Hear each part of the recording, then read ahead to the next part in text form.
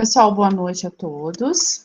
Nós vamos começar, então, a aula hoje com a professora Sheila. Então, vocês podem perceber que o horário agora comigo seria com o primeiro ano, né, e o professor Ricardo teria aula com o segundo ano, e depois nós inverteríamos. Mas hoje, como eu convidei a professora Sheila para fazer uma palestra-aula a respeito da formação étnica e cultural da população brasileira, que é um conteúdo que corresponde à geografia da população, a gente achou interessante unir, né, as duas turmas, para que a gente faça também uma dinâmica um pouco diferente do que a gente está fazendo aí nessas semanas de aula online, né, tendo em vista que, principalmente com o primeiro ano, a gente está tentando fazer algumas metodologias diversificadas, né, em relação à aplicação do conteúdo. Então, primeiramente, eu gostaria de agradecer, né, a todos os alunos que estão aqui, o professor Ricardo, que topou, e principalmente a professora Sheila Castro, por ter aceito, né, o convite de vir aqui ministrar essa palestra. Vejam, o convite, a professora Sheila não foi aleatório, né, a Sheila é uma grande amiga minha do doutorado, e antes dela ser geógrafa, ela é historiadora, então ela tem propriedade para vir aqui falar do conteúdo hoje. Então, antes de passar a palavra à professora Sheila, eu gostaria de apresentá-la a vocês. A professora Sheila é doutora em Geografia Humana, mestre em Geografia Humana, licenciada e bacharel em Geografia, licenciada e bacharel em História, pesquisadora do grupo Geofome, Geografia da Fome, Território, Campo e Cidade e Desenvolvimento da Universidade Estadual Norte do Paraná, pesquisadora do grupo de pesquisa LabCart da UNIR, área de pesquisa em Geografia Humanística e Geografia Crítica, atua hoje como docente do Departamento de Geociências do curso de Geografia da Universidade Estadual de Londrina. A professora Sheila atua nas áreas de Geografia Cultural, Epistemologia, Geografia Política e Geografia da Religião. Então, com vocês, a professora Sheila, que ministrará a palestra Formação Étnica e Cultural da População Brasileira. Desde já, muito obrigada, Sheila. Obrigada, Vanessa. Obrigada pela apresentação. Boa noite a todos e a todas. Primeiramente, eu quero enfatizar algumas coisas, principalmente no primeiro slide, né, a primeira lâmina do slide, quando a Vanessa colocar. Mas agora, particularmente, eu estou nova no Paraná, que agora eu estou residindo aqui, e vim para cá num período diferente, que é o período da pandemia. Mas antes, observando toda a dinâmica que, quando eu vim para cá, viemos via terrestre, de carro, conhecendo muito mais ainda o país e a diversidade do nosso país. E ficou alguns contrastes que nós encontramos, e que aqui em Londrina eu até gosto de ver, que é o contraste das pessoas envolvidas, da mistura. Ainda há uma miscigenação muito grande aqui, e é muito bacana isso, porque nós estamos realmente vivendo uma parte teórica desse plano do Estado, e o plano também nosso de mistura, né, de diferença, de heterogeneidades.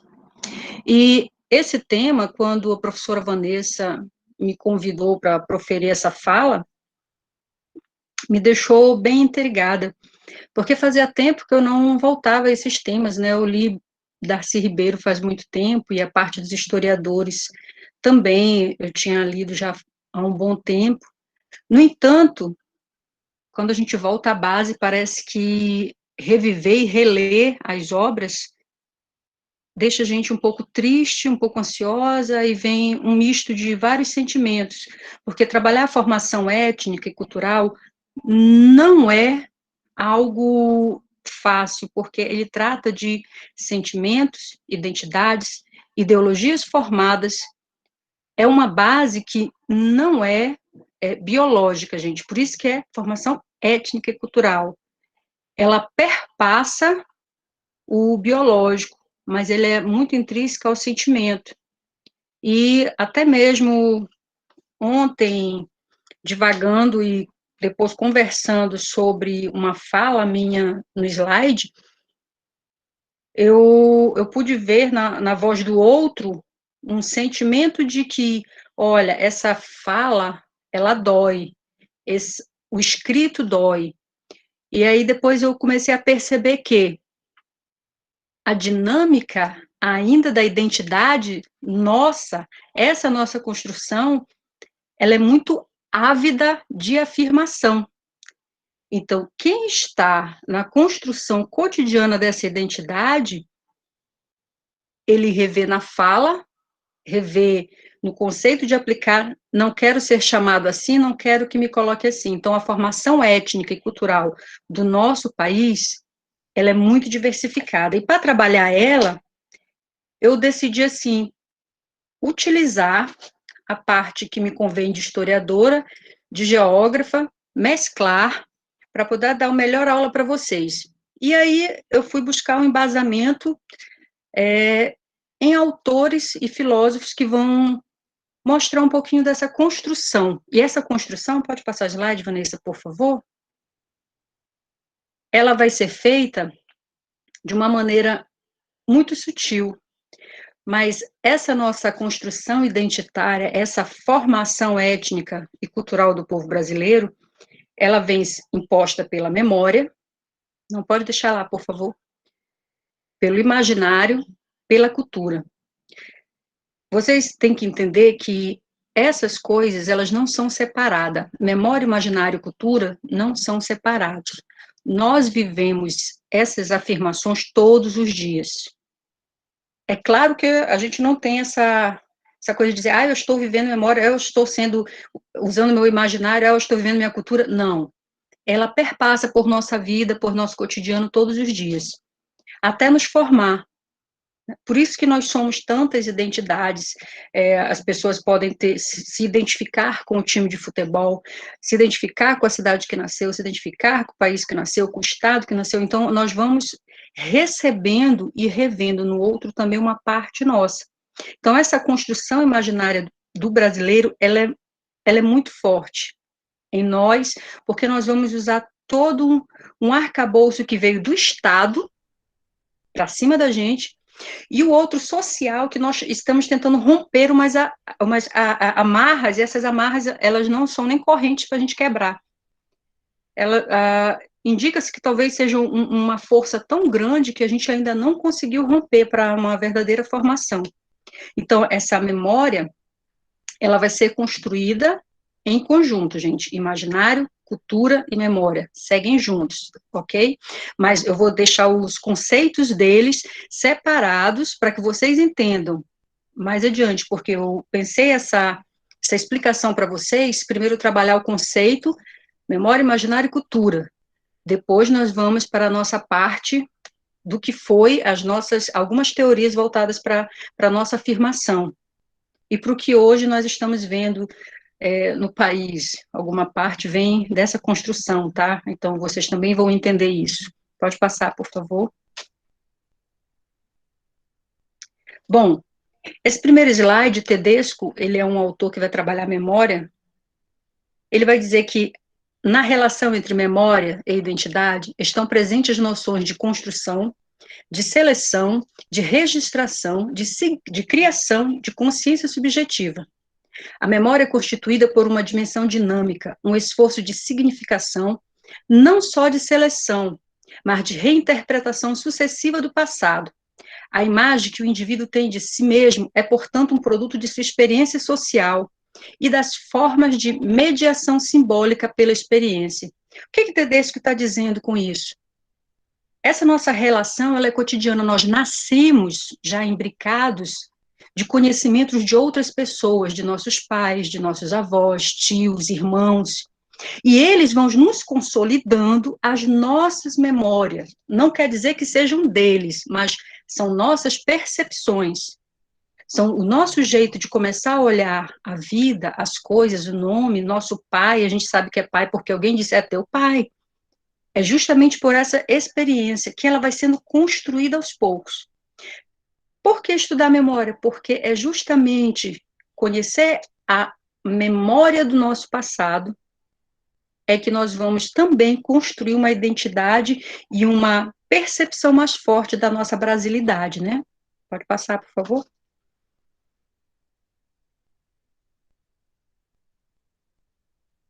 Bom, nesse contexto, Riquet vai dizer que a memória temporal é uma operação narrativa, ela se enfrenta diretamente ao preço de um impasse sobre a memória e, pior ainda, sobre o esquecimento. Esses níveis intermediários de tempo e narrativa, o que é isso? As narrativas ditas pelas pessoas que estão vivendo o hoje, ela é diferente do passado. Nós não podemos dizer que as pessoas constroem uma verdadeira narrativa ou até mesmo uma escrita, porque na escrita ainda é mais polido, nós tomamos muito mais cuidado com o que escrevemos do que com o que dizemos. Então, o que o Riquet coloca? Essa intermediação da nossa narrativa, do nosso passado, ela tem que ser feita conscientemente.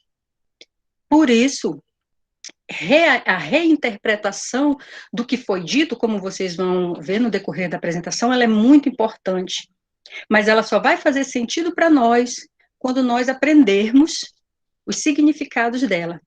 Então, no próximo tópico, ele vai dizer, é preciso então dizer que as coisas que são objeto da memória são todas aquelas que dependem da imaginação, que não existe sem essa faculdade, porque o nosso imaginário, gente, pensem, como é o céu, como é um anjo, como é o amor, como é Deus.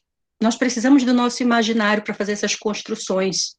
Como nós precisamos do imaginário para construir uma identidade de, o europeu é forte, o índio é fraco, o índio é preguiçoso.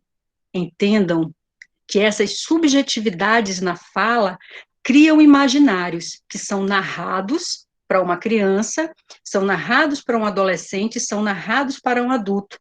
Isso torna-se, com o passar do tempo, natural. Então, é natural que nós, somos o quê? Uma mistura que não deu certo, uma mistura que ficou atravessada, são muitos dizeres.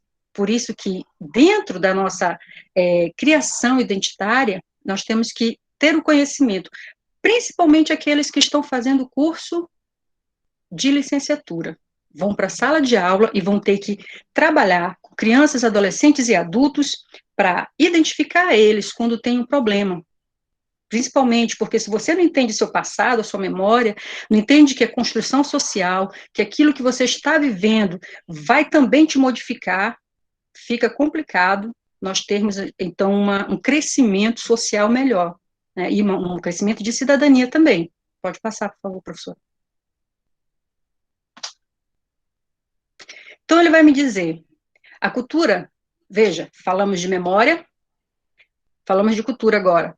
A cultura é uma dimensão indispensável para o desenvolvimento humano, social, econômico, e se encontra em um permanente processo de transformação. Diz respeito à tradição, criatividade, valores, emoções, histórias, práticas, ideias e identidade. As manifestações da cultura popular são mutáveis, não são interligadas ao cotidiano, estão interligadas ao cotidiano, e às tradições. Só que os significados que são impostos a ela, gente, eles são mutáveis, tá?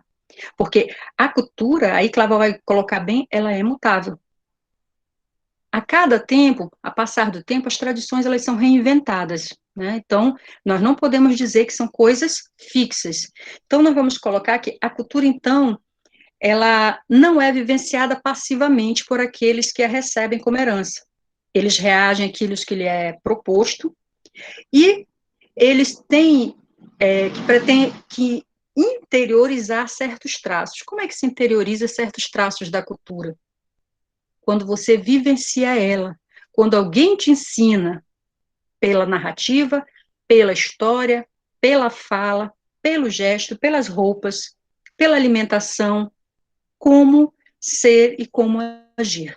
Então, esse é um crescimento da cultura dentro do indivíduo, tá? Pode passar, por favor. E aí, nessa construção, nós temos o imaginário.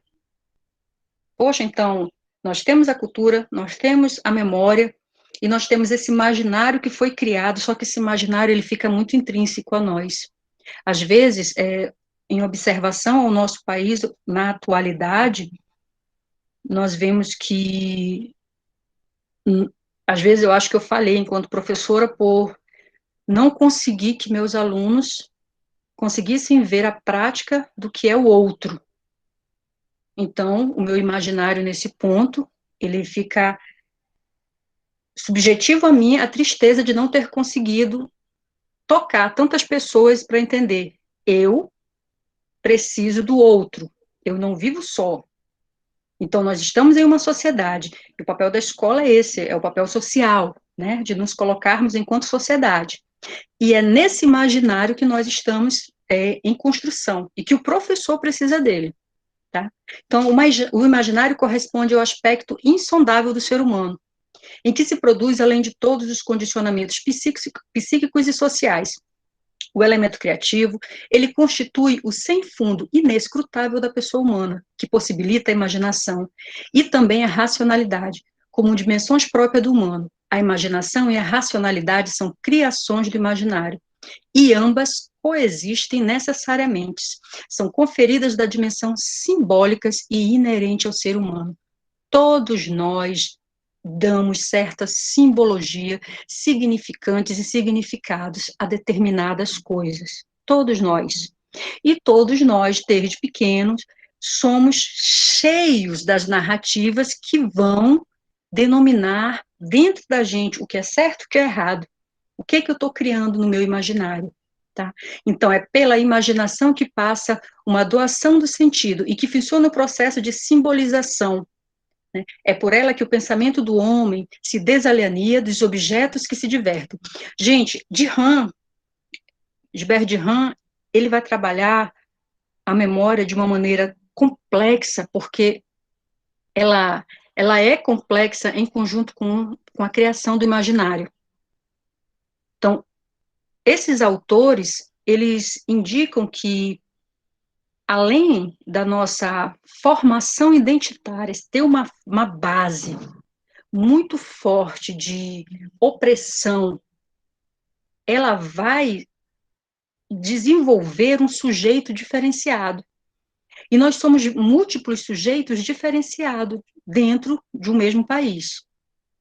É porque o nosso imaginário, as nossas realidades que são vividas no cotidiano, elas vão nos diferenciar aqui na nossa cabecinha. Então, na nossa cabecinha, cada um de nós, mesmo sabendo que é perigoso sair, que pode ver o vírus, que pode acontecer alguma coisa, não se coloca aquilo. Cada um de nós sabe que tem que estudar, que sabe que tem que entrar tal hora na sala daqui do feedback com a professora para ter a sua aula, mas não o faz. Vocês estão compreendendo como que são construções mentais que nos desenvolvem as ações? Pode passar, professora. Bom, então se eu junto o imaginário, a narrativa e o que é a cultura, eu vou ter, então, que esse revestimento da cultura, ela vai ter um outro significado, tá? Ela vai se associar a uma problemática nacional. Eu estou em um lugar, eu vivo no lugar, eu me alimento no lugar, e eu ouço pessoas falarem sobre esse lugar e sobre outros lugares. Então, eu vou aprender sobre ele. Eu vou colocar ele no meu interior, pedaços, não totalidades, tá? Eu vou ver o que eu quero. Então, essa nossa cultura, ela vai se diferenciar. Por isso que tem gente que gosta de samba, tem gente que gosta de pagode, tem gente que gosta de vaneirão, tem gente que gosta de forró. Nós somos múltiplos, cada um vai vendo o que gosta. Tem gente que não gosta de nada. Ele também tá certo, tá? Aí cada um, né, tem aquela sua individualização de querer ou não.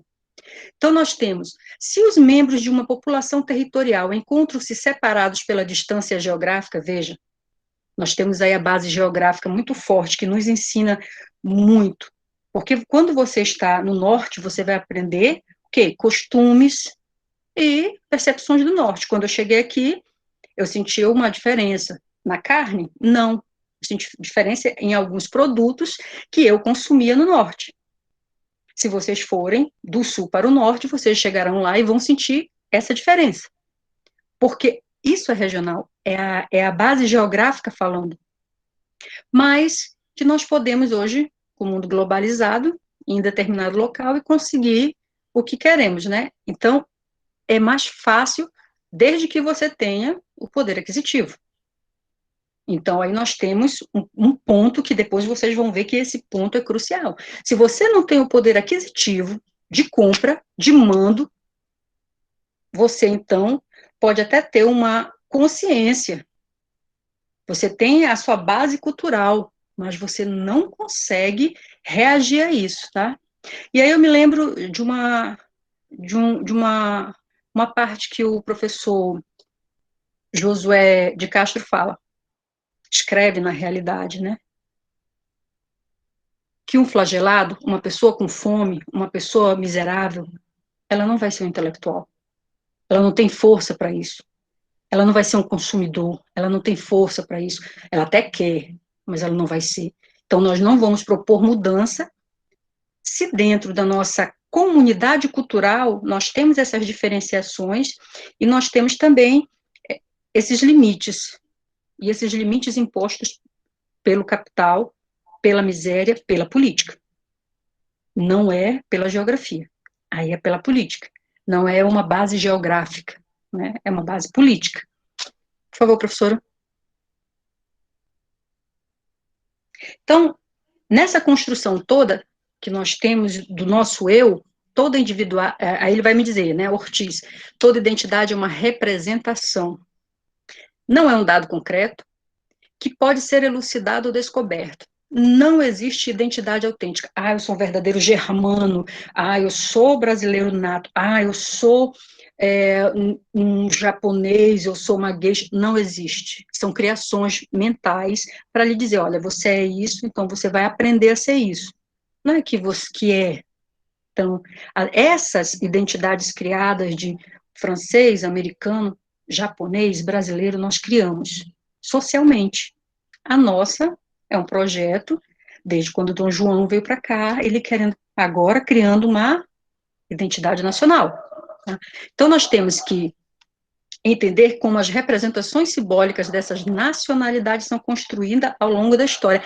E é isso que nós vamos tentar entender agora. A partir das próximos slides, nós vamos começar a observar essas construções simbólicas que às vezes foram faladas por seus avós, para os seus pais e para você, e você nem percebeu que aquilo estava te formando enquanto o brasileiro atual. Né? Entenderam? Pode passar, professora. Então, a identidade que ela vai fornecer importantes elementos de legitimidade. No mesmo discurso, se apresenta um projeto para as elites, um horizonte referencial, unificador de todo o povo, e também uma justificativa da unidade nacional, que em si mesmo legitima o Estado. Veja, qual era a legitimação do Estado? O Estado escravista. Então, o escravo tinha que servir, enquanto que os brancos estavam ali para receber toda a servidão.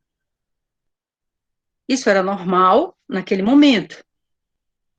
Normal, imposto e de um grande mau gosto, mas para aquele século fazia parte.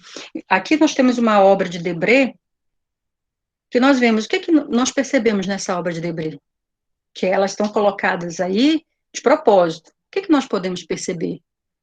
A família branca, a elite portuguesa, europeia, que faz parte também da nossa base, está sentada, tem alimentação, os escravos, os negros estão como? Servindo, e ela dá os pedaços de comida para a criança. Quem é? Não é uma criança branca, porque a criança branca, ela tinha que estar no colo da ama. É a criança pobre. É a criança, é o filho da escravidão. Então, nós temos que observar bem isso, porque essa criança, ela nasce e ela é tratada como um outro que não faz parte, eu não me identifico com ele. E quando eu vejo um quadro desses, e eu me saboreio pela arte, é muito bonito, é muito bem pintado. Mas Debré, ele está retratando os costumes domésticos do Brasil, como de qualquer outro país escravista. Né? Nós temos esse ponto, só que é o ponto de quem serviu o opressor, o serviu e viu ele oprimindo o seu próprio filho. Olha a nossa identidade aí. Olha a nossa construção identitária, a base dela lá sendo construída. E passa, às vezes, batido, né? Toda essa angústia que foi latente em nós. Pode passar, professora. E aí, eu coloquei uma fala de Darcy Ribeiro. Todos nós brasileiros somos carne da carne daqueles pretos e índios supliciados. Todos nós brasileiros somos, por igual, a mão possessa que os supliciou, a doçura mais terna e a crueldade mais atroz, que aqui se conjugaram para fazer de nós a gente sentida e sofrida que somos, e a gente insensível e brutal que também somos. Veja, então, essa miscigenação que não foi trabalhada, que não foi tratada, que nós temos anos e anos para uma retratação negra e indígena no nosso país, que não houve, então continua sendo massacrada. Ela continua sendo expoliada. Então, são essas construções mentais que são feitas aos poucos na nossa vida e a gente não se dá conta disso. Tá? Então, são essas construções que, com o passar do tempo, nos foi imposta. Por isso que nós somos os brutais, por isso que nós somos os sensíveis, por isso que nós também somos aquele que afaga, mas aquele que também bate. Faltou-nos a consciência.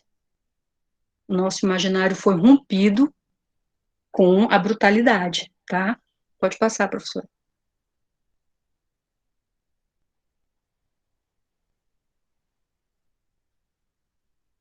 Então, agora nós vamos começar a entender essa nossa primeira versão da nossa base cultural, né?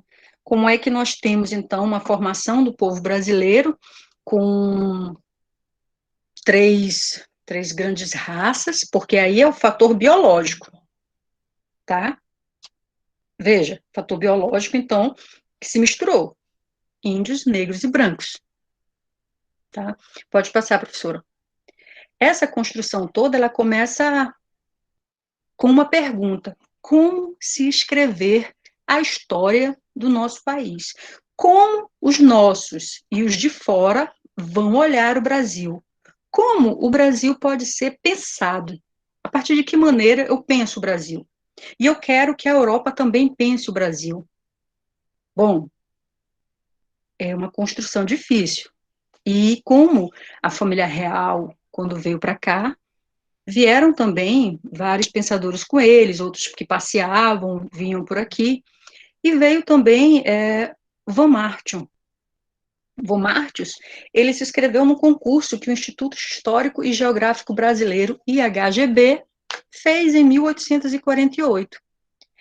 E Karl von Martius era muito amigo da família real. E ele, ganha o concurso de como escrever a história brasileira. Quem tinha que estar presente nessa história e como?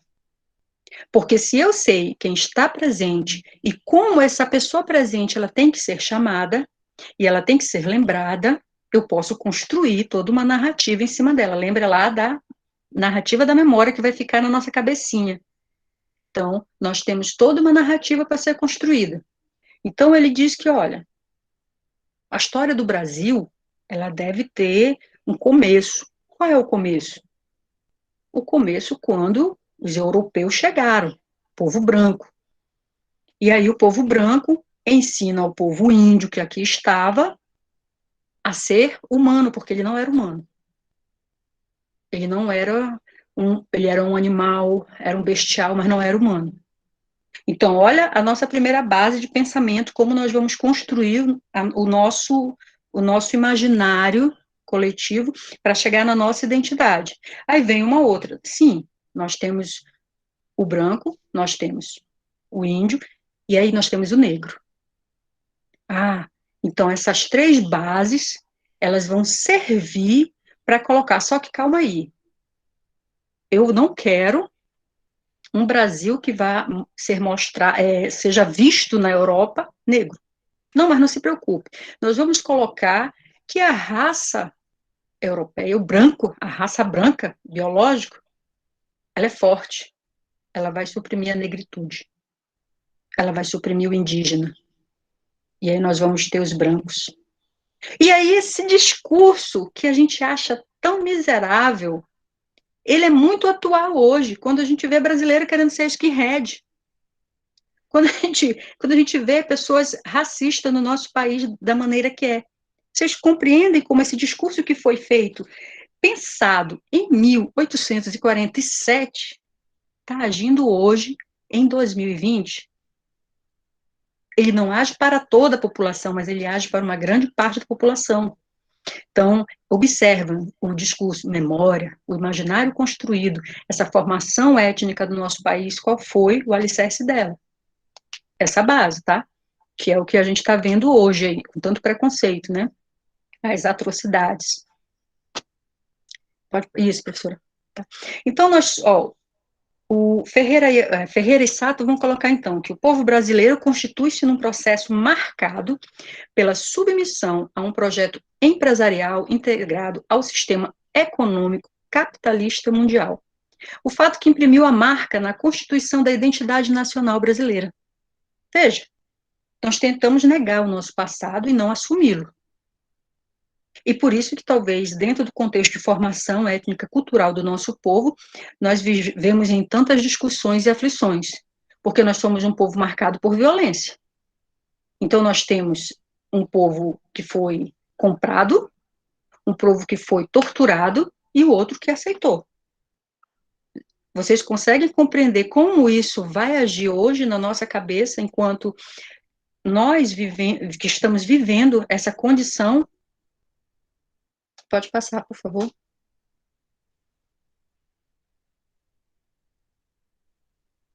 Bom, e aí começam-se, então, as teorias da brasilidade. Quem eu sou, o que eu vou ser, como é que eu posso construir esse meu imaginário, né? Tem que ser branco. Só que aí eu esqueço que a maioria não era branca, né?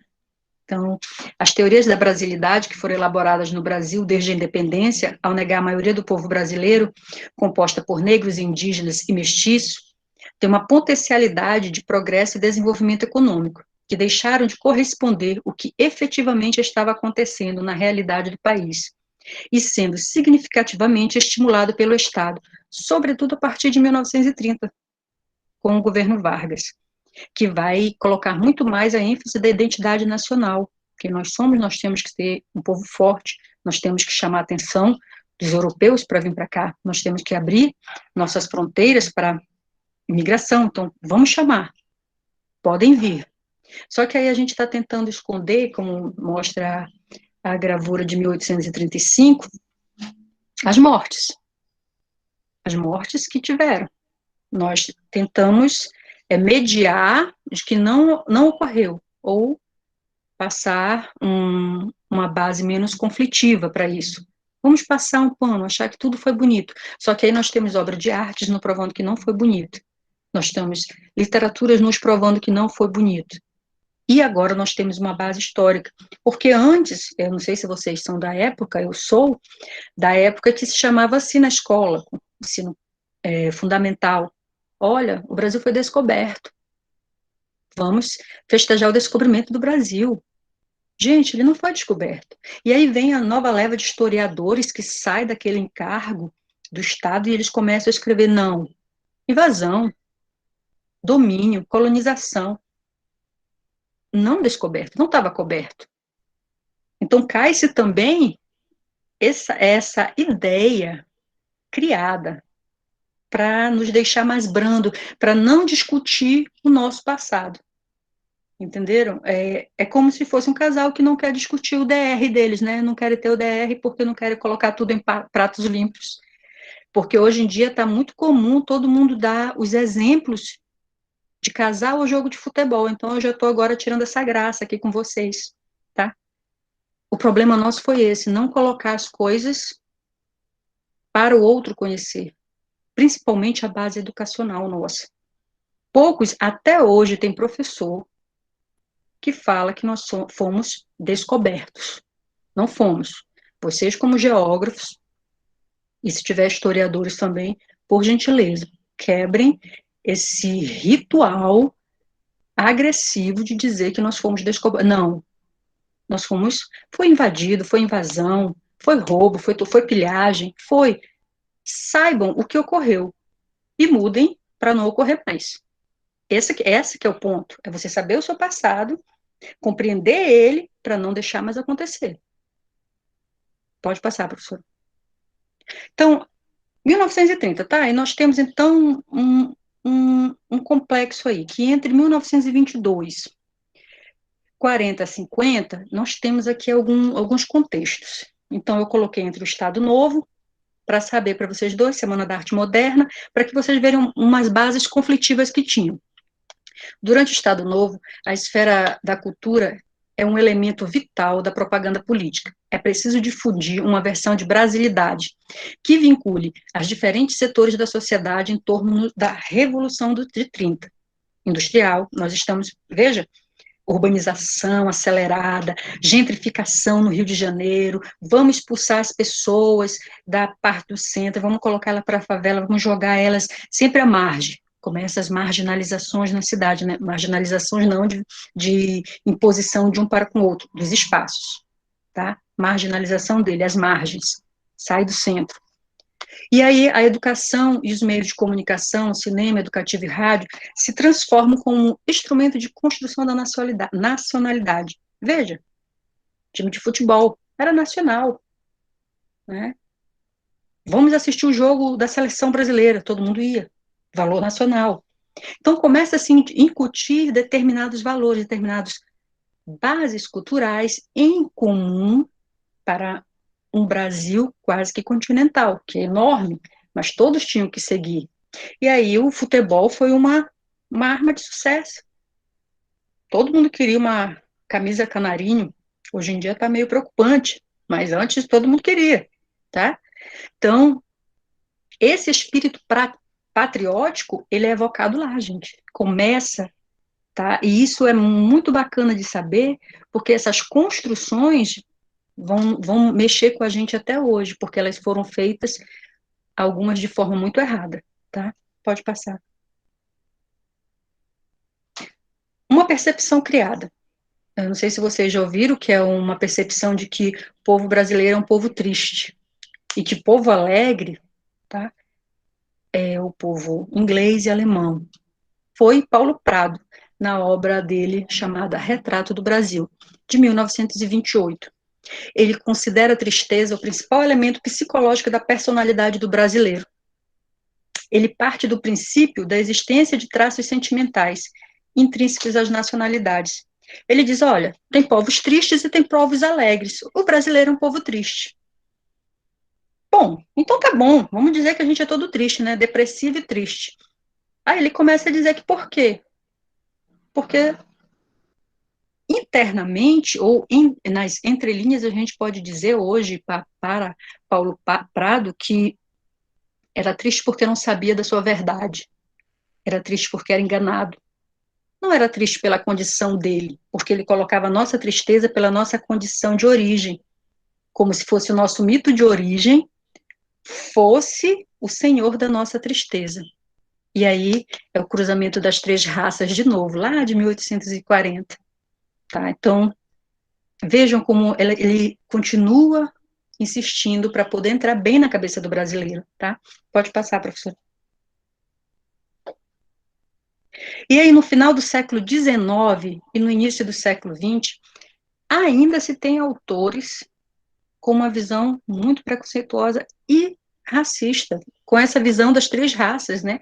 De que é fraco, é indolente, é pobre, porque nós somos isso da nossa cultura, porque nós nascemos assim, foi a nossa mistura. Tá? Como Nina Rodrigues e Silvio Romero, eles ainda estão presos nessas teorias raciológicas e racistas. O brasileiro seria uma mistura de uma raça superior e duas inferiores, o negro e o índio. A mestiçagem conduzia-nos necessariamente a uma subalternidade intransponível, daí a ilusão de diferentes intérpretes do Brasil a respeito do ideário de embranquecimento do povo brasileiro. Diante da heterogeneidade das raças desiguais, o futuro pousaria numa supressão lenta e gradual das deficiências hereditárias do brasileiro. Ora, nós éramos deficientes porque nós tínhamos nossas matrizes né, biológicas eram pobres, então era deficiente. Aí, com essa Revolução de 30, industrialização, modernização do país, começa a surgir muitas coisas, gente.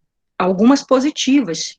E aí a gente começa a transmutar essa nossa mestiçagem, se ressignificando. Mas é a gente por a gente mesmo? Não. Aí são autores, aí vejo os intelectuais, eles fazem muita diferença.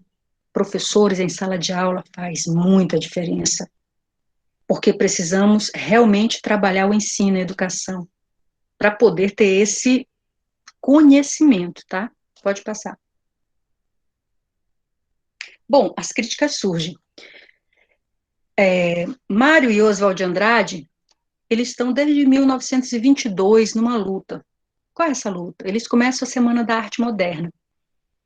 E Oswald de Andrade, ele vai trabalhar o sentimento brasileiro por coisa boa. Nós somos fortes. Nossa miscigenação é boa. Veja, começa então a mudança no trato.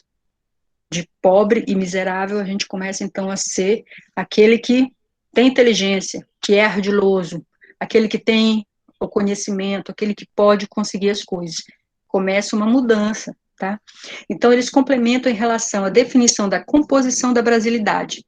O momento histórico do ambiente cultural em que eles viviam permite-lhes a posição radical em relação do pensamento, até então dominante sobre a diversidade da origem étnica do povo brasileiro. Para ele, as misturas de civilizações ocorridas historicamente e que ainda estavam no processo, no caso do Brasil, que tinham que ocorrer, se deviam a fatores históricos e econômicos, não a nossa identidade biológica. Veja, começa aí. Começa uma base de crítica. Nós somos o que somos porque nós não temos políticas públicas aplicadas para uma melhor concepção do que seja identidade nacional, do que seja uma brasilidade. E não porque nós somos fruto de miscigenação, de misturas de raça. Vocês conseguem compreender como que isso está hoje valendo sobre nossa vida? Pode passar, professora. Bom, para vocês se situarem, nós temos então raça e etnia. Lembre-se, formação étnica e cultural da população brasileira. Por que esse tema? Porque ele vai para a etnia. Ele é uma base que está ligada numa perspectiva histórico-política e social. Poxa, professora, então eu vim aqui não foi para saber as bases biológicas, não. Você veio para conseguir entender as bases histórico-política e social da população brasileira. Ah, mas eu estou muito triste, teve todas essas coisas ruins, teve. E a gente tem que aprender a viver com isso, para não deixar ocorrer de novo, para lutarmos pelos nossos direitos. Grau de cidadania, minha gente. Então, veja, imbricados nos conceitos de raça, etnia e racismo, encontra-se o preconceito racial, a discriminação racial e a segregação, que são maneiras de expressar o racismo e correspondem a diferentes graus de violência. Porém, o preconceito é a forma mais comum e frequente, porque envolve um sentimento ou uma ideia, ideologias, onde se faz presente uma visão congelada, estereotipada de características individuais ou grupais que correspondem a valores negativos. Ora, eu olho no outro e acho que eu sou melhor do que ele. O problema é, eu não sou melhor que ninguém. O problema é, eu não vivo sozinha no mundo. O problema é, eu dependo das pessoas para sobreviver, sozinha eu não vivo, e eu não sou melhor que ninguém. Ou eu sou igual, ou eu estou paritária querendo alguma coisa diferente. Todo mundo tem seu valor, então eu não posso dizer que o outro é melhor do que eu ou eu sou melhor do que ele. Entendam? Por isso estudar etnia. Você consegue ver o outro, grau de alteridade. Você vê um sujeito e você não diz, ah, é uma coisa, é um objeto. Não, você diz, é uma pessoa. É um ser humano, assim como eu. Com falhas e acertos, tá? Pode passar, professora. E aí nós temos ainda uma construção racial muito grande. E, por incrível que pareça, quem está ainda preso a isso é o próprio Gilberto Freire, Casa Grande Senzala. Acho que vocês já ouviram falar nesse livro. O livro é bom, não terminei de ler. Comecei a ler, achei muito chato, mas tem gente que gosta, que ele é muita descrição, muita coisa, então Eu meio que me entediei e disse, não, não vou, não conseguirei. Mas é muito bom, até onde eu li, tive paciência, é muito bacana. Mas dá uma angústia. Por quê, gente? Porque Casa Grande Senzala era como se as pessoas estivessem tranquilas, como apanhando, sendo escravos, sendo vitimizados e achando muito bom. E não é assim. Então, Silvio Romero, Gilberto Freire, Francisco José de Oliveira Viana são representantes de fundamentos teóricos da ideologia do branqueamento e do mito da democracia racial. Que esse mito da democracia racial, ele passa pela gente, assim, tão delicado que a gente acha que ele não tem problema, e ele é muito problemático, tá? Porque, veja, qual é a chance de uma pessoa que mora num casebre desse, observem a imagem de frente e observem a imagem de fundo dessa pintura, enquanto que os pobres estão vivendo em uma casa de taipa e palha, o senhor está numa casa de 2 pisos, de madeira, boa, está só observando. Então, nós temos essas construções da mito da democracia racial que hoje estão vigentes nas pessoas. Tem pessoas que dizem, negro não sofreu tudo isso? Não houve esse sofrimento todo. Entendem essas construções? Pode passar, professora. Primeira ideologia, do branqueamento. Como é que se dava isso? Ela teve sua origem na teoria de superioridade da etnia branca sobre as outras.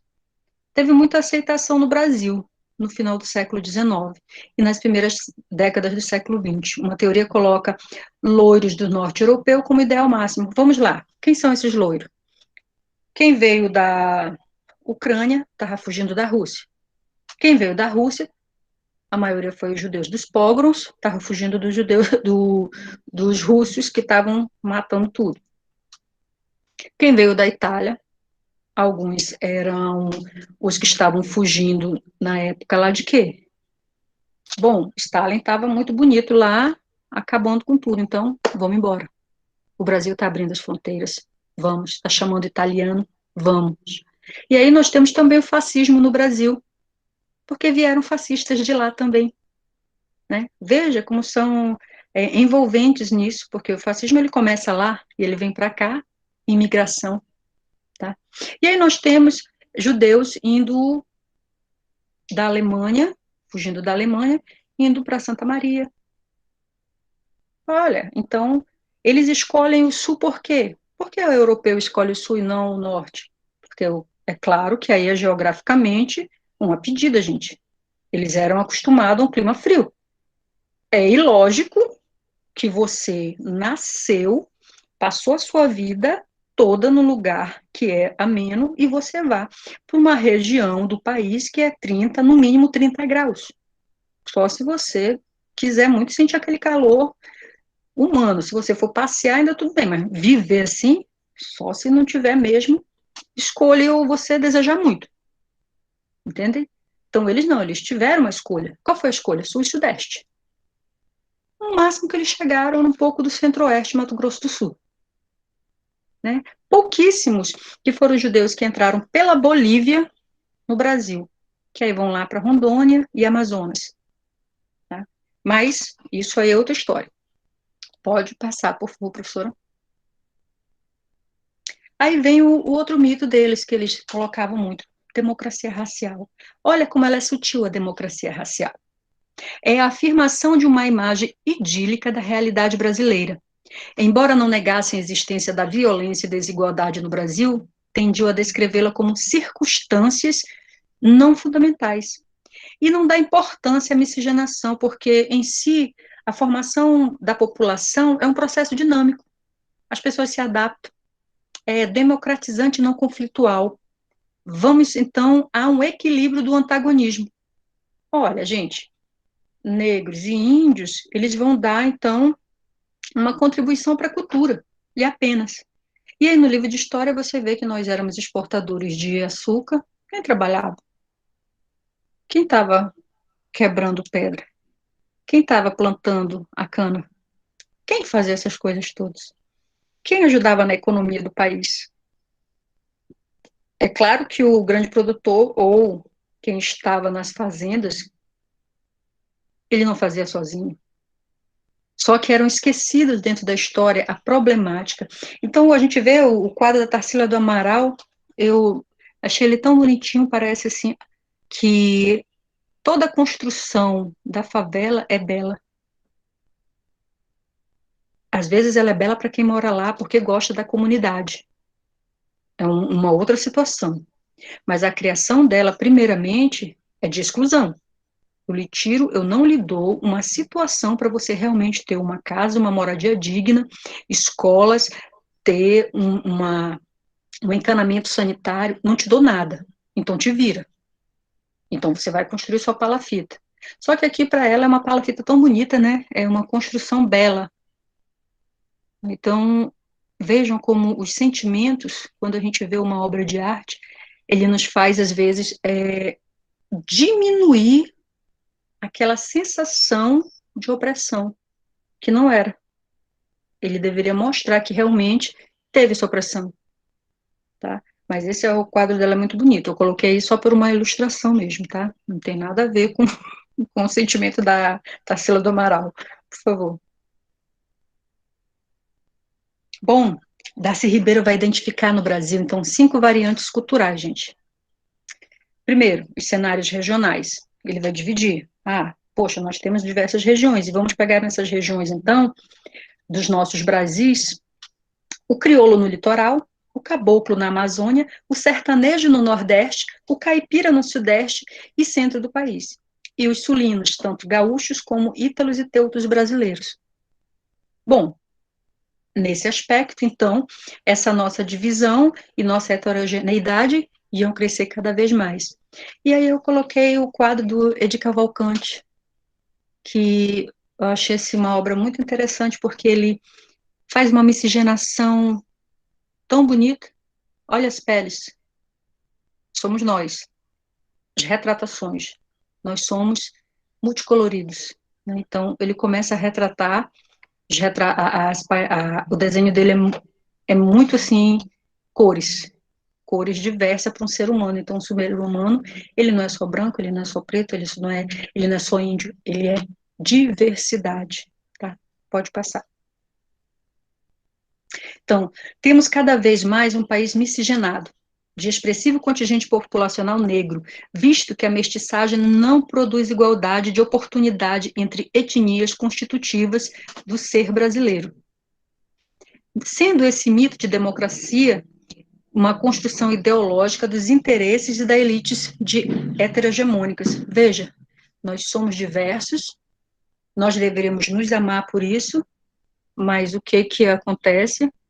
Às vezes nós mesmos menosprezamos isso, e alguns de nós querem usar suástica, querem ser da Ku Klux Klan, querem fazer apologia a coisas que não nos cabem, porque não conhece a história, porque não conhece seu passado, porque não teve uma formação cultural, porque nós, professores, não trabalhamos bem a formação étnica e cultural da população brasileira lá com eles. Então, teve esse problema, tá? Pode passar. E aí, olha só, gente, o IBGE. Olha o que o IBGE nos mostra. Esse mapa, ele nos mostra o seguinte, lugares que tem mais população branca e pardas e negras. Vocês estão vendo aí? Aonde está clarinho é onde tem branco. O resto é mestiço, é negro, é pardo. Então, a gente pode ver que o Brasil é mestiço, né? O Brasil não é branco. O Brasil não é um nórdico, que é até uma brincadeira falar isso desse cidadão.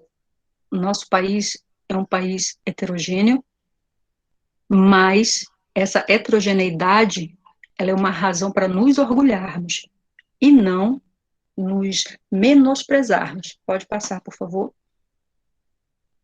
E aí ele vai dizer, olha, de novo de Cavalcante, A concepção de diversidade emerge distanciando-se do que antes reprimia as diferenças para caminhar no sentido de reconhecê-las e valorizá-las. Em um exercício de igualitarismo, valoriza-se assim a autoestima, o sentimento de pertencimento dos indivíduos aos grupos sociais, assim a potencialidade cultural inscrita no interior dessas diferenças, tá? É nesse interior, na gente, no nosso imaginário, na nossa memória, dentro das nossas aplicações culturais, é que nós vamos crescer e observar esse sentimento futuro. É claro que agora vocês só estão tendo ainda aquela diverso questionamento ou angústia, né, de ouvir uma explicação dessa. Pode passar, professora. Bom, para nós professores, vocês curso de licenciatura, vocês sabem que houve alteração na lei, e essa alteração, na 9394, ela vai me dizer o quê? Veja, teve 2 alterações, essa é a segunda. Nessa segunda, ela vai complementar que nós temos que trabalhar os estudos étnicos, tá? E esses estudos, ele tem que vir o estudo da história da África e dos africanos, a luta do negro e do povo indígena no Brasil, cultura negra, identidade indígena brasileira e o negro e o índio na formação da sociedade nacional, resgatando as suas contribuições nas áreas social, econômica e político pertinente à história do Brasil. Eles não apareciam na história antes. Porque eles eram mero coadjuvante, tido como mero coadjuvante, porque sem eles, nada, nenhum dinheiro nesse país serviria ou sairia, e nenhuma plantação também.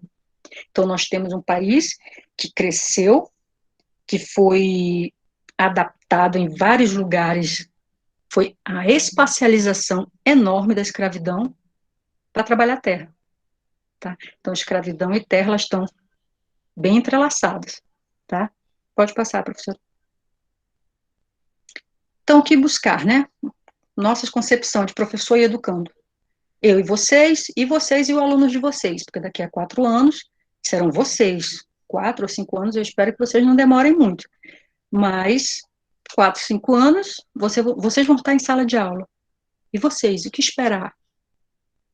Porque eu penso que eu espero do meu aluno, eu espero tocar de algum jeito com a fala ele, nem que seja de ódio, ele ter ódio sim, mas alguma coisa ele tem que sentir. Né? Então, o surgimento, aí nós vamos pensar, Darcy Ribeiro, surgimento de uma etnia brasileira inclusiva que possa envolver e acolher a gente variada, que aqui se juntou, passa tanto pela anulação das identificações étnicas de índios, africanos e europeus, como pela indiferenciação entre as várias formas de mestiçagem. Nós temos que olhar os nossos discentes, acadêmicos, educando, como nossos iguais. E tentar dizer para eles, olha, constrói mentalmente a tua forma de pensar, começa a divergir, a confirmar, mas com um pensamento seu. Leia em obras, procure, veja as entrelinhas, seja mais pesquisador e mais curioso. Porque se vocês, enquanto alunos de licenciatura, não forem curiosos, aí como que vocês vão cobrar isso dos alunos de vocês? Vocês estão sendo preparados para isso. Pode passar, professora. Bom, então aí nós estamos com agora que essa bola está em cima de vocês, tá? É o processo de mundialização. Atualmente nós estamos nesse processo de mundialização da cultura, que ela coloca as coisas de outra maneira. A nação é atravessada de forma desigual e diferenciada por seu movimento. O espaço homogêneo é crivado de heterogeneidades, local, global, nacional, elas se entrecruzam. São fluxos. No entanto, as identidades nacionais não são suprimidas. Nós continuamos brasileiros. Por mais que a pessoa coloque Subway, por mais que a pessoa coloque McDonald's, vocês continuam brasileiros. Vocês vão lá, comem o sanduíche, mas vocês chegam na casa de vocês, comem a comida brasileira de vocês. Lembrou, né, da aula, né, Vanessa, para esse sorriso? Então, essa busca não vai ter identidade global, mas nós vamos ter as nossas identidades regionais e brasileiras mantidas agora com novas absorvições que estão vindo de fora. E detalhe, os processos migratórios são constantes, a miscigenação continua a todo vapor. Nós somos, sim, e muito bons nisso. Pode passar, professora. Aqui só para vocês observarem, alemães, espanhóis, italianos, japoneses, portugueses, sírios e turcos, dentre outros que vieram entre 1884 a 1933. Nós temos uma base de quase 500 mil pessoas vindo, fora portugueses. Então, são muita gente. Nós somos muitas culturas juntas. E é isso que importa. É que essa heterogeneidade tem que nos fortalecer para o crescimento, tá? Pode passar, professora. E aí eu coloquei esse mapa para vocês observarem. Esse mapa é 2008, é o professor Hervé Terry. Olha como ele vai trabalhar as bases de imigração. Veja, o mundo todo vem para o Brasil. E aí nós estamos o quê? Oh, nós temos essa base, aquilo ali acabou. Não, nós temos que pensar a diferenciação mesmo, heterogeneidades. É muita gente vindo e a gente absorvendo tudo, principalmente as culturas, tá? Pode passar, professora. A dimensão política, tá? Ela é expressa no mundo da cultura e será estrategicamente recuperada pelos movimentos sociais quilombolas, roda de capoeira, veja, dança de rua, igrejas, ONGs, são as dimensões políticas que estão sendo expressadas no mundo e que a gente agora tem que absorver, tem que ouvir, a gente tem que ver o outro.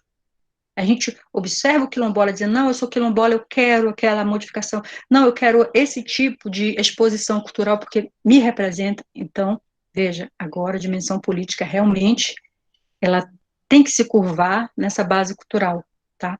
Então, as expressões culturais são percebidas como forma de afirmação no espaço público, no qual o Estado brasileiro atua como mediador. Cidadania e inclusão são elementos centrais nessa perspectiva, uma vez que apenas com políticas públicas os direitos dos cidadãos podem ser garantidos. Pode passar, professora? Tá. E aqui, só para vocês lembrarem que a gente tem muito ainda para fazer, o ruim aqui, e efetivo fator causal do atraso, é o modo de ordenação da sociedade. É estruturada contra os interesses da população desde sempre. Tá? Ela é sangrada para servir aos desígnios alheios e opostos aos seus. Nunca houve aqui um povo livre, regendo seu destino na busca de sua própria prosperidade. O que houve e o que há é uma massa de trabalhadores exploradas, humilhada e ofendida por uma minoria dominante, espantosamente eficaz na formulação e manutenção do seu próprio projeto de prosperidade, sempre pronta para esmagar qualquer ameaça de reforma de ordem social vigente. Aí eu digo para vocês, nós temos que quebrar as algemas, nós temos que nos perguntar de que forma queremos essa globalização, nós temos que aprender que nós temos pressa. Nós somos a maioria, nós não somos a minoria. A maioria do Brasil é maioria pobre ou classe média baixa. Nós somos ela. Não acho que é rico, né? Porque um rico não ia estar nem no Brasil uma hora dessa. Então, observe-se, se angustie, veja como que é construída toda essa nação, tá? Pode passar, professora, estamos finalizando. As referências, algumas referências lidas para ter essas falas com vocês, e muito obrigada.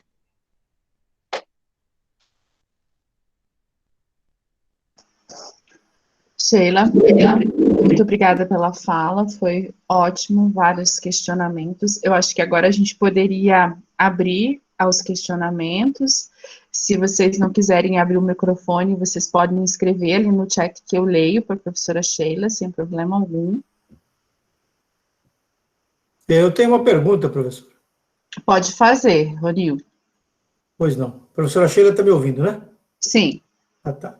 Pois não, professor, eu sou aluno do primeiro ano do curso de licenciatura em Geografia aqui da UEMP, campus Cornélio Procópio. Sou um dos alunos da professora Vanessa e também do professor Ricardo Campos. Meu nome é, embora nos nomes aí está Xangai, mas isso é um pseudônimo. Meu nome é Ronildo Mendes. E eu ouvi a senhora dizendo, quer dizer, mostrando, né, que havia um discurso pensado e planejado para diminuição, ou para diminuir, ou tentar diminuir os indivíduos negros e índios, ou os indivíduos descendentes de negros e índios, subvalorizar esse e supervalorizar os brancos ou descendentes de brancos de origem europeia. Esse discurso, segundo o que a senhora demonstrou aí, era praticado até os anos 30, e depois disso, governo Vargas, houve uma inversão, e há outros pensadores desde então que dizem exatamente o contrário, que a mistura das raças, negro, índio e branco, que é o aspecto mais positivo do brasileiro, seja na sua criatividade, na sua capacidade de empreender, isso eu estou deduzindo e já li a respeito. Aí eu gostaria de saber da senhora o seguinte, esse discurso que foi feito até lá em 1930 e que teve força e tal, ele já foi superado, né? Ao menos do ponto de vista do discurso. Eu gostaria que a senhora responda. Ele já foi superado, ao menos do ponto de vista do discurso, sim ou não? E se não, a prática de miscigenação, que até hoje acontece, né? Não terminou em 1930, não terminou em 1950, não terminou em 1970, nem no ano 2000. A prática da miscigenação acontece até hoje, felizmente. Então, aí a minha pergunta é a seguinte, a prática da miscigenação e a prática do empreendedorismo do brasileiro misturado, mestiço, da capacidade de sobreviver com um salário mínimo, por exemplo, não supera o discurso de até 1930? A prática. Veja, é Marx, né? Marques, Ronildo Mendes. Ronildo, olha só, o discurso de 1930, de 1847, ele é muito vigente ainda hoje na população. Quando você diz que sobreviver, que a gente sobrevive com o salário mínimo, é uma coisa boa, não é. Porque a partir do momento que você consegue ter todo malabarismo, porque eu acho que essas pessoas são heróis, viver com o salário mínimo, ela está vivendo assim, no básico. Então, essas pessoas, elas merecem muito respeito. Por isso que, dentro de uma construção que um professor faça em sala de aula, ele tem que valorizar muito o pai e mãe da criança, daqueles que ganham um salário. Porque essa construção que você diz que ela foi rompida, ou que você está perguntando se foi rompida, para mim, eu estou dizendo ela não foi rompida. Ela é muito atual. Ela é atual e ela é subjetiva. É por isso que no nosso imaginário, ela quebrou, acabou. Não. Os discursos de melhorias intelectuais, eles serviram para alguns, porque os que tiveram acesso a ele. Mas você sabe quais são as pessoas que tiveram acesso a ele? Foram as pessoas um pouco mais privilegiadas economicamente. O pobre da escolinha, lá da periferia, não teve. Então, ele vai aprender a ficar calado, ele vai aprender que ele só pode ganhar um salário mínimo, que ele não pode sonhar com curso superior, que ele não pode entrar numa universidade pública, porque ele é pobre, ele não sabe nem o que é uma universidade pública. Se ele fizer o ensino médio, já é muita coisa para ele. Então, o ensino médio, tanto é que é a formatura do ensino médio. Veja, formatura do ensino médio. Aí a pessoa diz, você acabou seu estudo? Não, gente, ele nem começou, né? Então, percebam como os discursos, as falas, elas estão negativamente dentro da gente, impondo muito das nossas ações de aceitar, de pensar e de refletir. Poxa, esse discurso continua vigorando, porque eu continuo sem saber do meu passado. Tá? Você entendeu? Professora, assim, eu não disse que as pessoas que vivem com o salário mínimo, que isso é uma coisa boa, né? Eu disse que dentro daquilo que o brasileiro é capaz de fazer, ele consegue, inclusive, sobreviver com o salário mínimo, né? Então, assim, continuando aqui a nossa conversa, se o discurso não está, esse discurso de até 1930 não está superado, né? como é que a gente entenderia, então, como é que o Estado brasileiro, ou por meio de políticas públicas, ou o que o Estado brasileiro, por meio de políticas públicas, poderia fazer para superarmos esse discurso, e aí, superado o discurso, adotarmos uma prática em que, mesmo os meninos nascidos na periferia, como é o meu caso, mesmo os meninos nascidos, que tenham estudado em escolas públicas, ensino fundamental e médio, antes era médio, né? Como é o meu caso, tenham a chance de, quando na idade adulta, ingressar numa universidade pública estadual ou federal, como é o meu caso, e vencer esse barreira do salário mínimo e ganhar um pouco mais do que isso. No meu caso, eu sou servidor público da União, trabalho na UTF-PR. Quer dizer, dentro do espectro dos trabalhadores brasileiros, eu estou numa condição boa, né? E eu sou, conforme eu disse para a senhora, filho de pessoas muito pobres. Meus pais, migrantes do interior do estado da Bahia, mal e mal sabiam ler e escrever, muitos filhos, muito pobres, e nós, eu e os meus irmãos, estudamos a vida inteira em escolas públicas, né? Somos negros, inclusive. Ainda tem esse agravante, por assim dizer, né? Então, aí eu pergunto para a senhora, como é que o Estado... Aí não havia, eu não me lembro, pelo menos, de ter recebido do Estado brasileiro, por meio de políticas públicas, nenhum tipo de incentivo para que eu terminasse o ensino fundamental, terminasse o ensino médio, estudasse para um concurso público, enfim, né? Isso quem me proporcionou foi a minha família. Então, eu pergunto para a senhora, como é que o Estado brasileiro, por meio de políticas públicas, pode fazer com que o indivíduo que vive lá nessa situação de miserabilidade, que não consegue sonhar com sonhos maiores, porque ele está condicionado a sonhar esses sonhos pequenos, como é que o Estado vai resolver isso? Bom, Marques, primeiro, essa tua pergunta praticamente para eu dar a fórmula da salvação do Brasil, né? Mas eu vou te colocar alguns pontos. Primeiro, o Estado brasileiro, primeiro, seria políticas públicas. Para quem? Direcionada aos professores. Nós temos professores em sala do ensino fundamental e médio, com salas superlotadas, com pouco salário, sem uma capacitação melhor para lidar com as crianças e com os educandos. Nível médio fundamental.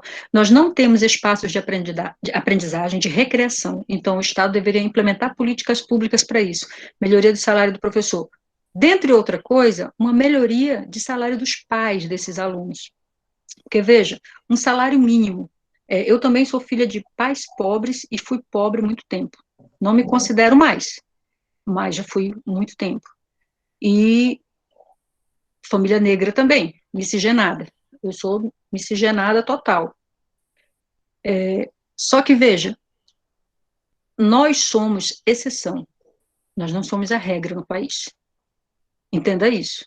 Por isso que o discurso continua. Porque para você estar num serviço público, para você estar numa universidade estadual, para eu estar como docente, nós sofremos muito mais, nós tivemos que abdicar de muita coisa, nós tivemos que passar por muita coisa para chegar até aqui. Porque nós não tivemos um Estado que realmente operasse para que aquele que quisesse uma formação mais ampliada, quisesse adentrar no sistema intelectual, pudesse assim o fazer. Todo trabalho é digno. Digamos, eu estudei, eu terminei minha formação, eu quero ser motorista, eu quero varrer o quintal, varrer rua, ser doméstico. É uma escolha minha, o Estado poderia me deixar ter essa escolha, mas o Estado brasileiro não dá essa escolha para o brasileiro. Você acha que uma criança da favela, uma criança que os pais não têm o que comer, eles têm como ir para a escola, eles têm como absorver o ensino, eles têm como dialogar com uma pessoa que tem tudo isso, com uma pessoa que ela vai ao cinema. Quantas crianças nunca foram ao cinema? Quantas crianças não sabem nem o que é teatro? Então, nós estamos perdendo muito, porque o nosso governo, e eu falo, não é agora, o nosso Estado, o Estado brasileiro em si, a política do Estado brasileiro é uma política de menosprezo à sua população base, que a população base é nós. Lá na pirâmide nós somos aquela parte maior, tá? Então, até hoje, o Estado, ele suprimiu nossas vontades e ofertou para o grande capital. E aí, pouquíssimos estão se saindo disso. Você, a duras penas, eu também, e alguns outros. Mas, veja, muito mais estão ficando para trás. Tá? E com a onda de violência que está se gerando muito maior, muitos de nossos irmãos estão se perdendo. Durante essa pandemia, nós já temos mais de 50 mil mortos no país. Fora aqueles que são assassinados a tiro, fora os que morrem de câncer, fora os que não têm atendimento hospitalar, fora os que estão doentes em casa com alguma inflamação e não tem como procurar um médico. Entenda, nosso Estado só não está mais falido porque ainda tem um ou outro que está conseguindo resgatar alguma coisa. O que vocês estão fazendo, essas aulas, é muito difícil de se ter fora. Quantas pessoas não têm o equipamento para se comunicar, entendeu? Então, são questões estruturantes do nosso país, que precisam ser modificadas, mas para isso, é sistema de governança, não é eu e você. E o professor Ricardo Campos queria falar. Pode falar, professor. Boa noite, professora. A palestra foi maravilhosa, né? Sempre discutir a questão da formação do povo brasileiro é necessário. Eu acho que sempre tem em pauta mesmo essa discussão, né? Eu até queria complementar uma coisa aqui, né, pro Romildo e para os colegas, né, que quando a gente fala de miscigenação no Brasil, não foi algo romântico, né, nem foi algo bonito, né, foi estupro mesmo, né, foi resultado de estupro, de violência, né? A miscigenação no Brasil não foi algo pacífico, né? Como querem nos pintar, né? Querem nos pintar que foi algo tão assim pacífico e bonito e lindo e maravilhoso. Não foi, né? Que diga os índios, né? E aproveitando, eu queria questionar a professora. Como eu trabalho com a questão indígena na universidade, eu queria saber como é que a professora vê a questão indígena hoje dentro dessa formação étnica brasileira, do povo brasileiro, né? Que eu sinto muita invisibilidade nos povos, dentro dos povos indígenas em relação à sociedade, né? Como a professora falou, né? Missão. Poxa, eles são os primeiros, eles são os povos originários do Brasil, né? Quem deu contribuição para quem, né? Então, como é que a professora vê essa questão dos indígenas hoje, né? E na história do nosso Brasil? Claro que foi uma história violenta, mas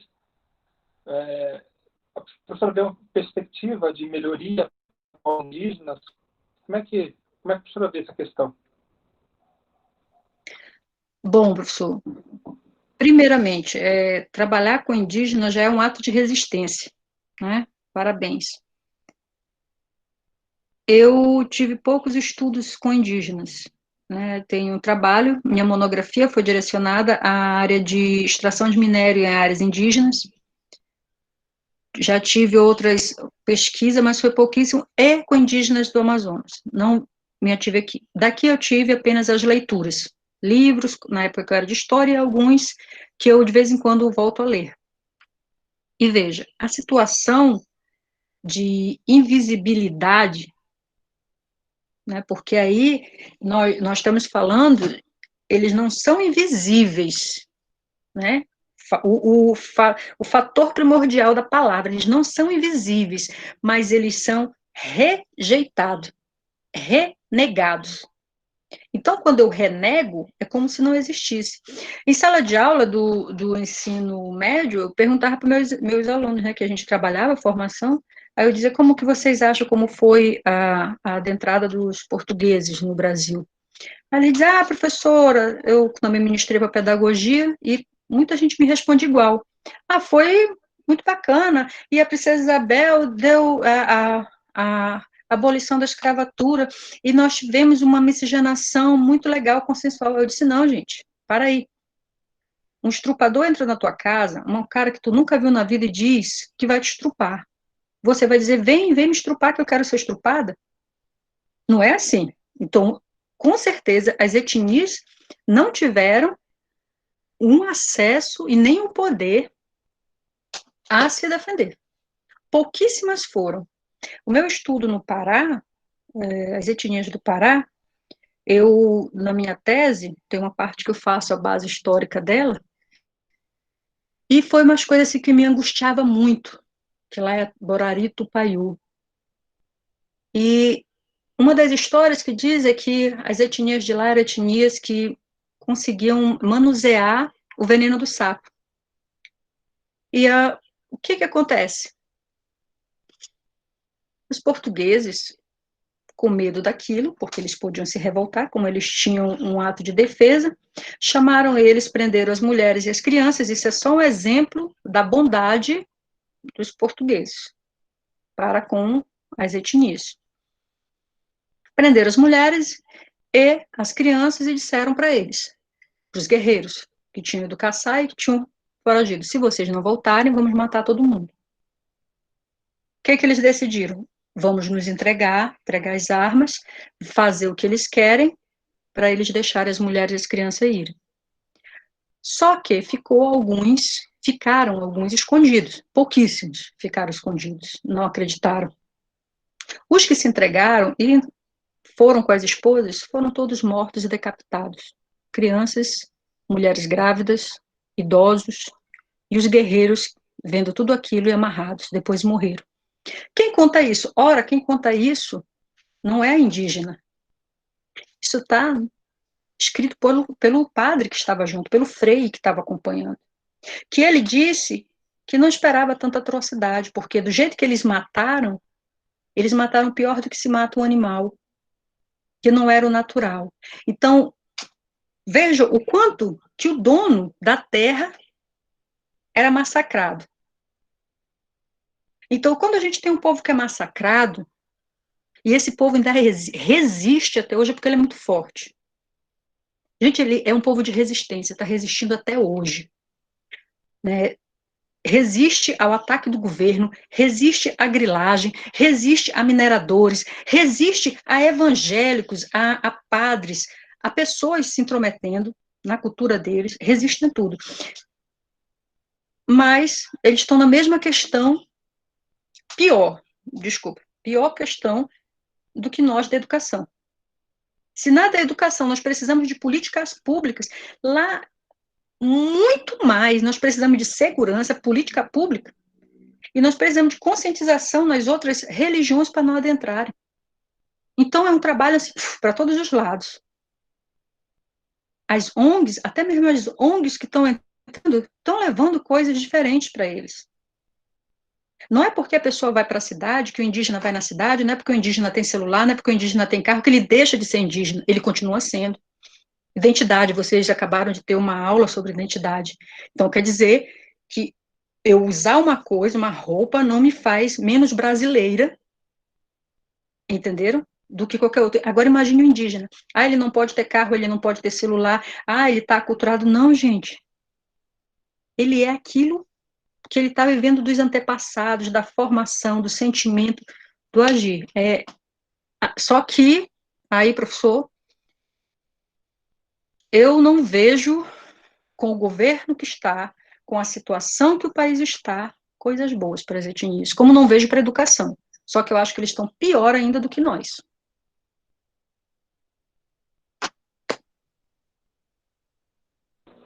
Obrigado, professor. Eu concordo com as palavras.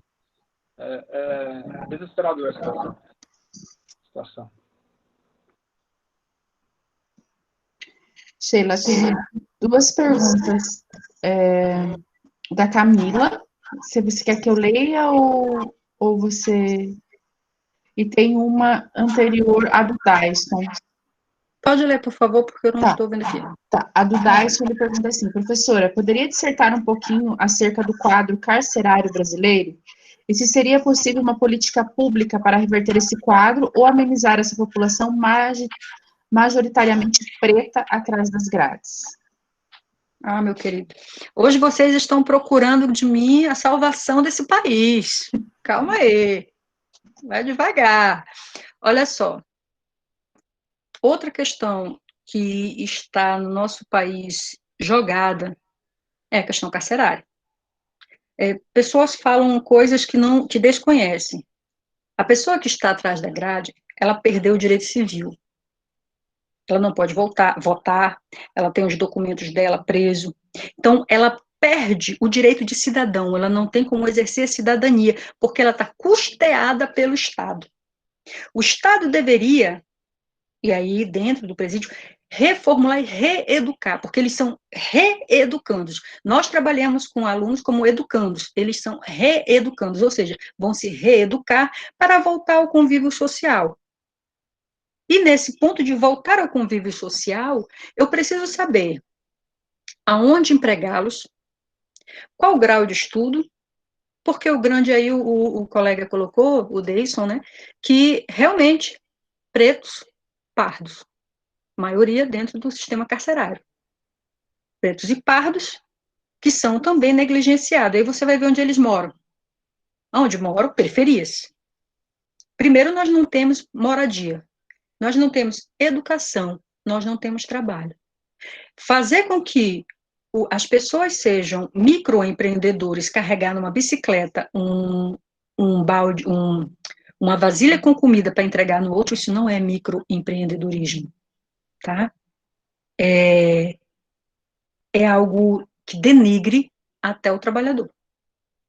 E aí, como que a gente, que não tem aonde colocar essas pessoas que estão dentro das cadeias para trabalhar, para estudar também não tem, vai colocar onde? Vai fazer o quê? Nós não temos política pública para educação, nós não temos política pública para as etnias e nós não temos, muito menos ainda, para os presos, porque, como diz várias pessoas que colocam bandido bom e bandido morto, só que hoje eu estou aqui e você aí, mas amanhã, se a gente cometer algum ato infracional, nós podemos estar presos também.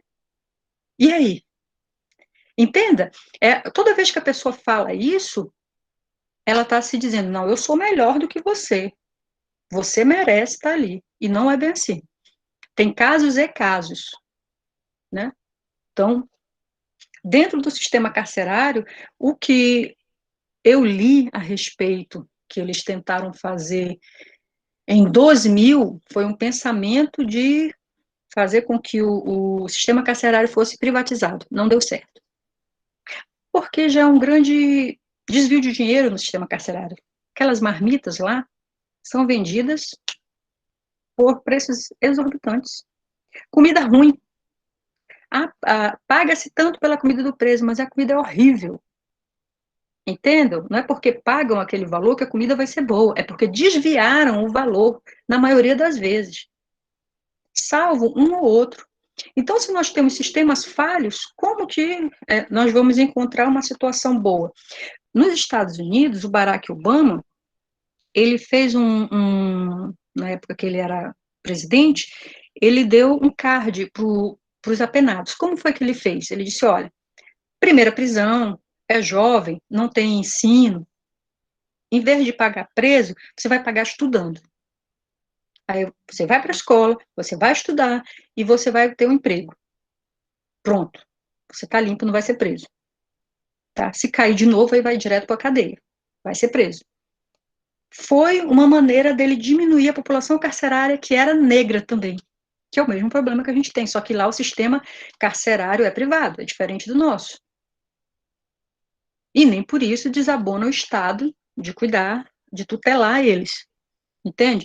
Então, a situação do nosso sistema carcerário, ela é complexa, porque são milícias, são jogo de poder entre os próprios criminosos, pessoas que estão lá, que eram para ser ressocializadas, que não tem como se ressocializar, os administradores, que a maioria das vezes não olha com bons olhos a pessoa que está lá dentro e que quer que elas morram,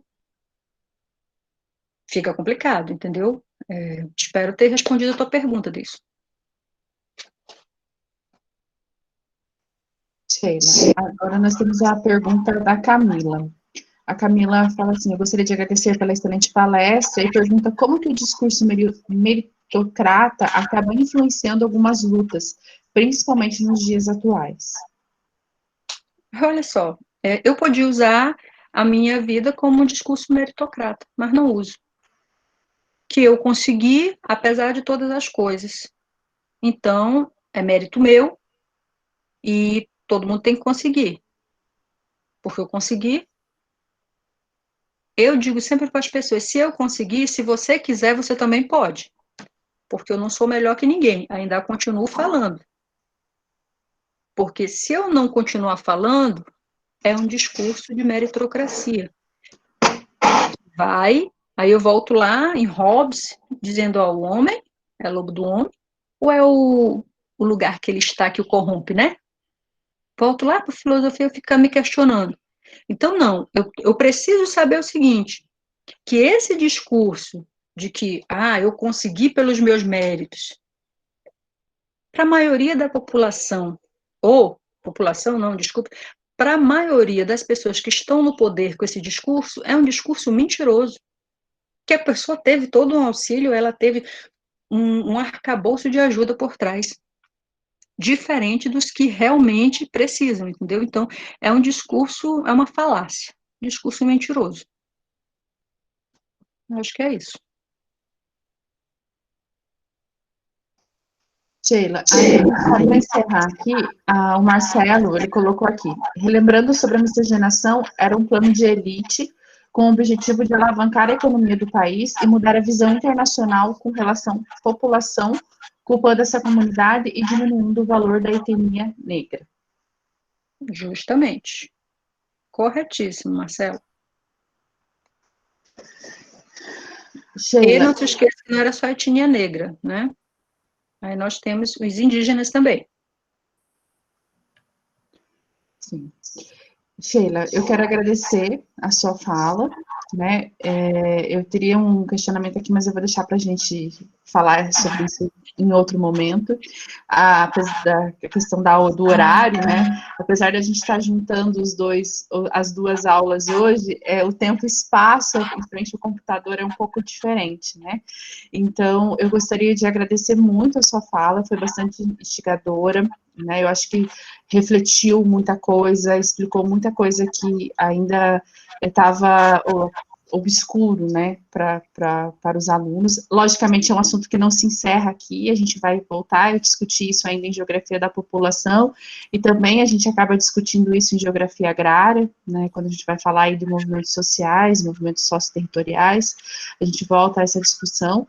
Então, eu gostaria muito, muito de agradecer mesmo a sua fala, agradecer a todos os alunos, a gente teve uma ótima participação hoje, das duas turmas, né, e dizer que para aqueles que não conseguiram assistir, que vocês podem passar para os colegas, que depois essa aula vai ser disponibilizada, né, porque ela está sendo gravada, a professora Sheila também vai disponibilizar, e agradecer mais uma vez a presença de todos. Sheila, muito obrigada. Grata por tudo, tá? E reflitam, se angustiem, vocês serão professores, então a angústia vai fazer parte de vocês, tá? Não é tão, não pense que tudo é as maravilhas, a angústia faz parte para vocês tomarem resoluções e posicionamentos críticos. Muito bem. Quer falar, Ricardo? Não só para os alunos, mas também para nós professores, né, Lúcia? Eu também achei muito boa a palestra, né? Sim. Assim, acaba enriquecendo só para a geografia humana, como para a geografia física também, se a gente pensar que na geografia, o clima e a geomorfologia, que são as duas disciplinas que eu dou, são recursos da sociedade, né? E como recursos, eles são acessados de forma diferenciada, de acordo com o tipo de população. Quando você vê quando a exclusão é social, ela também ela expressa também um espaço físico, né?